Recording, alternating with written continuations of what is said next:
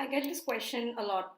How to conduct a patentability search, how to know whether my innovation or idea has already been patented by someone across the globe.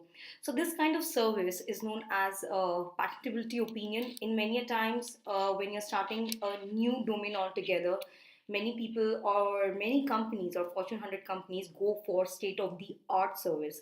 When we talk about state of the art service, it actually relates to the kind of inventions which have been filed in that particular domain, and listed in terms of, whether it's a method or whether it's a system or whether it's a device, it's an apparatus, it's a product or a process.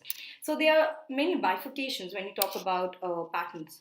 However, it's what is more important while conducting any kind of patentability search or any kind of patent search is identifying the right IPCs, IPC, CPC, and USPC.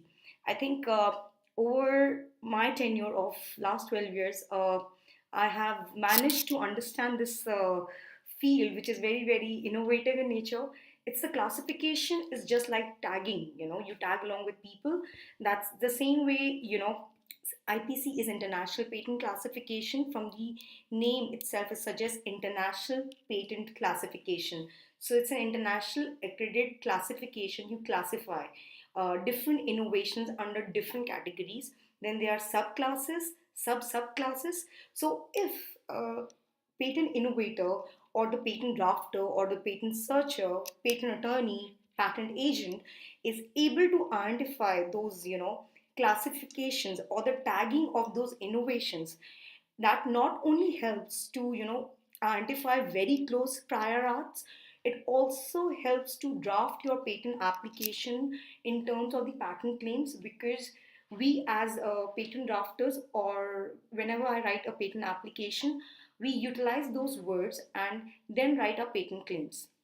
Having said that, as I said, there are three kinds of classifications.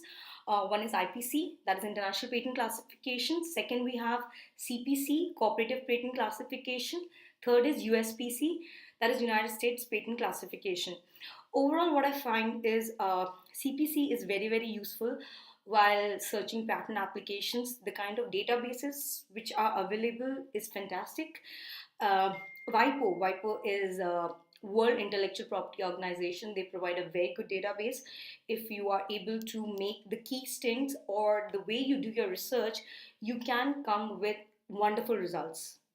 And having said that, I have worked on paid databases, I have worked on free databases.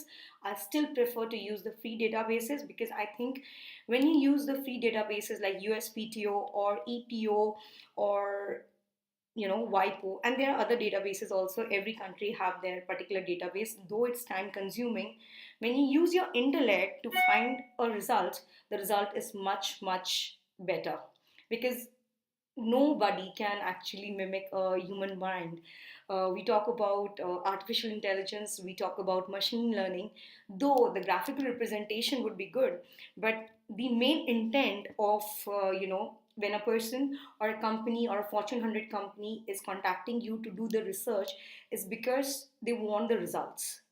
And the results is not in terms of what or how many results are you going to give, or how beautiful the presentation would be, or how beautiful the Excel sheet would be. What I feel is very important is to identify the closest prior art.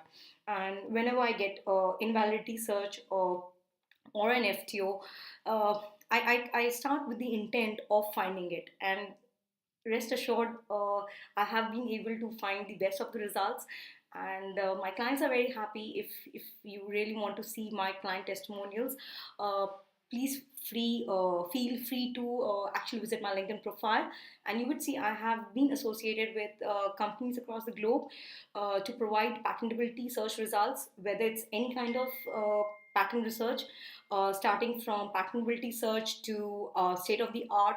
Then we have, re-engineering it. Like, this is one thing I promote a lot. Many a times, what happens is, while doing the searching, we come with very close results, and then, the innovator or the company says how to get that patent. So, we start re-engineering. So when we say re-engineering, it is basically, if a patent has four main elements, we tell the clients, let's innovate, let's think of something out of the box, and let's add four five more elements, and this is how a new innovation is comes up from the pattern research itself. And this is not only applicable to mechanical search, this is applicable to software, food. Yes, when we talk about medicines and when we talk about chemicals is not very easy. But yes, we as patent attorneys, we give them the feedback. See, this is how they have done it. Why not you try this? So, it's hit and trial method. Uh, and definitely, hit and trial method, the more you do it, you are able to overcome that. And a very good strategy is to file a provisional patent application. What is a provisional patent application? Provisional patent application is a patent application generally which doesn't have a claim set, but I generally tell my clients I'm going to write a broad patent claim set, and within 12 months, which is not extendable, you need to file a complete patent application in India, or which is commonly known as non provisional patent specification across the globe. When you talk about non-provisional patent specification, it includes a claim set. In India, for 10 patent claims, you don't need to pay any extra fees to the government. But yes, in US, 20 are allowed. Generally, it's 20 is the patent claims, people generally file. And if required, obviously, if the innovation is very simple, you won't go for a very extensive patent claims. The importance of patent claims is the word claim is you're claiming something. This product or this process claims something. And specifically when talk about software or AR, where there's a system. So like in a system, when you talk about software, it's very simple. I'll just explain you. It's like, you have a cloud. Cloud is a network which is known as a communication network, and then you have a server. The server is going to store the modules, the memory, the database, where everything would be stored. And then you have client devices. Now, in the recent trend, we have handheld devices. The word handheld means anything which you can hold in your hand is a handheld device. And then you have obviously your PCs, your laptops, your palm tops, or XYZ things which are being innovated in in the current era. And of course, if there's a client device, then maybe something is happening at other end. So all those stuff comes under the system claim part, and the method is the most important part. It is basically how you claim the algorithms, and how you claim the algorithms in terms of flow diagrams and flow charts. So generally, whenever I get a software innovation query, the kind of interview which we do is to understand or to make the flow diagrams and the flow charts. The basic difference, I think everybody knows, is what is the difference between a flow diagram and a flow chart.